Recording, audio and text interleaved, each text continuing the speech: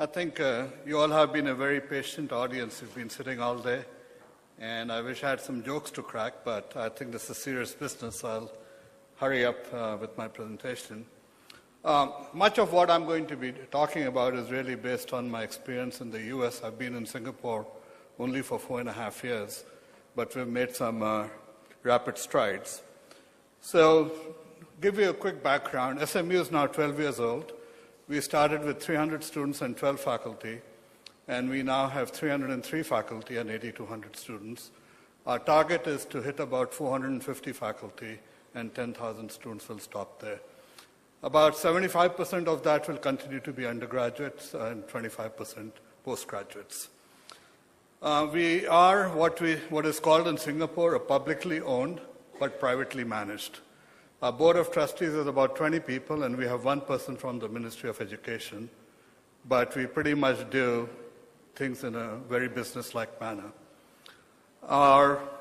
We started with one school. We now have 6. All these schools are spawned from the business school. School of Information Systems includes computer science and computer engineering.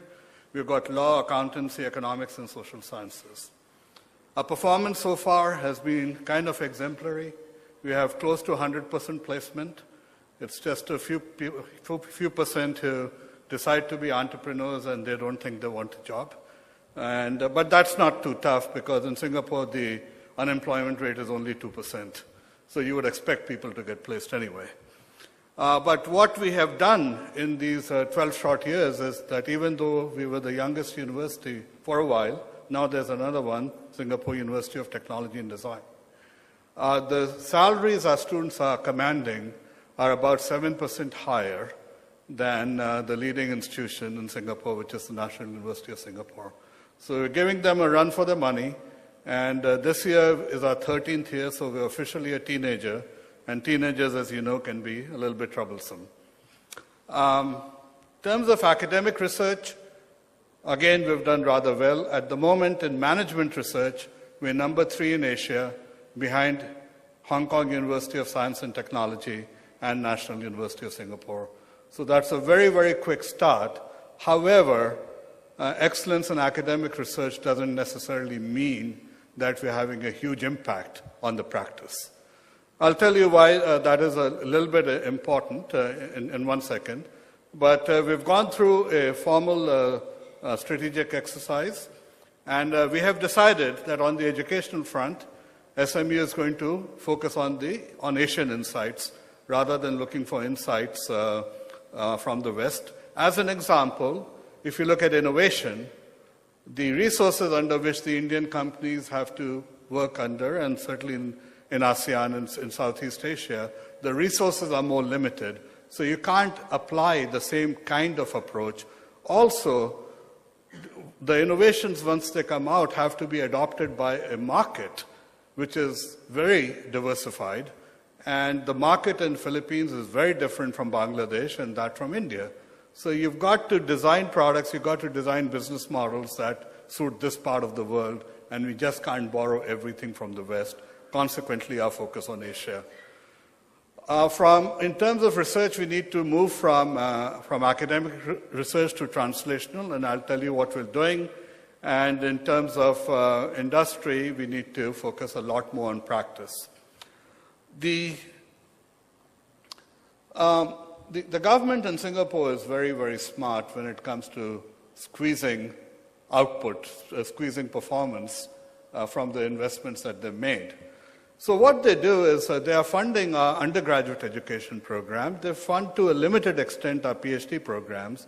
They do not fund any of the master's programs because they consider them professional programs. Even in computer science, they say, oh, these guys are going to earn so much money. Why do we need to fund it? Get it in tuition. What they will fund, however, is research that is related to 2 things. So one is to aspirations and economic opportunities that the government sees fit to invest in. And the other is what the national challenge is. So for example, aging is a national challenge in Singapore. The birth rate is probably the lowest in Asia, and the population is getting very, old very quickly. So things like The economic issues related to aging, things like health issues related to aging are very, very critical, and they'll fund research in that area. A lot of research funding, therefore, comes from the National Research Foundation, and NRF is setting things up so that they will put in money if industry is putting in money into the same project. So that's the way to co-align things. And they're telling universities like Singapore Management University, if you do things that are of national relevance, either on the aspiration and opportunity side, or of national relevance in terms of solving problems, you're more likely to get money. So it's as simple as that. So what we are then doing is we're saying, look, we can't just keep doing academic research. We have to start focusing on translation, but also we need to start focusing on research that is user-inspired. And I think user-inspired is something we've heard mentioned several times today. So as we move in that direction, we recognize that the Germanic model, which most of the US universities have followed, doesn't really work. And the reason is it's all about generating knowledge, doing the research, and embedding it in academic programs. So the model is what? The model is value extraction through education. You generate the value through research, you extract the value through education. When you work with the corporate sector wants to extract value through products and services. And one of the things that they want from the educational institutions are students who are capable of doing this. So one way to collaborate, and this is something I did very successfully in the US, I got multi-million-dollar support from Texas Instruments and from Accenture, then called Anderson Consulting, because I was able to produce, for example, for Accenture, people who knew information technology, but who also knew the marketing process. So they wanted people who could get things done in the marketplace, and they were willing to pay for that. Now, this isn't going to work in the Singapore context, particularly, well, it's not just Singapore, because what's happened is that the rate of innovation, the rate of knowledge generation has increased dramatically. And gone is the day that academia was actually sometimes ahead of industry. In the US, I worked with Hewlett-Packard, I worked with Intel, I worked with Texas Instruments, and in things like quality function deployment and so on, they were way ahead of where academia was. And therefore, it was absolutely necessary to do parallel processing and working with industry. And so what we find is that we really need to move to a third leg of the stool. We just can't focus on just academic research and educational programs, and that we absolutely need the collaborative programs. So what we've done is we've now started looking at the three-way intersection. If you look at, think of this as a Venn diagram, and you think of a three-way intersection, that will be the part in the middle. So that therefore represents in our mind areas where we have thought leadership, where we have good and recognized academic programs, and where we have enough thinking in place so industry is actually willing to listen to us, and where we influence practice. So that is what we consider an area of excellence. And about a year ago, we did an inventory analysis, if you will, of talent that is available at SMU, and we identified 3 areas. Those 3 areas were innovation and entrepreneurship, business analytics, and financial markets and institutions. So what are we doing within each of those areas of excellence? And I'll dive a little bit deeper to give you a glimpse. So one of the things is that in our academic programs, we have industry tracks. And so rather than just having a broad program, we go deeper and deeper that is aligned to some aspect of the industry.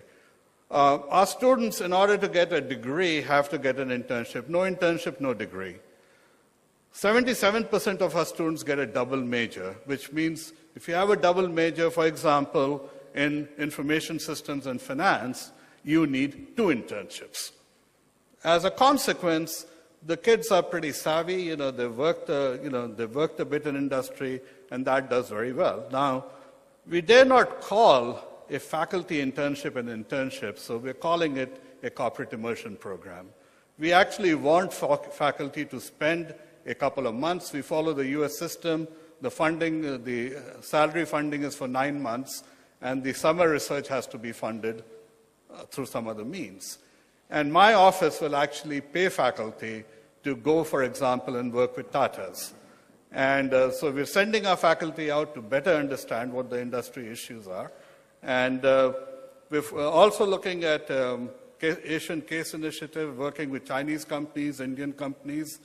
And we have adjunct faculty. About 1/3 of the faculty at SMU are what we call practice faculty. These are people who have a PhD, but went and worked in the corporate sector for 6, 8, 10 years, and they have now come into academia, and we recruit them very, very actively.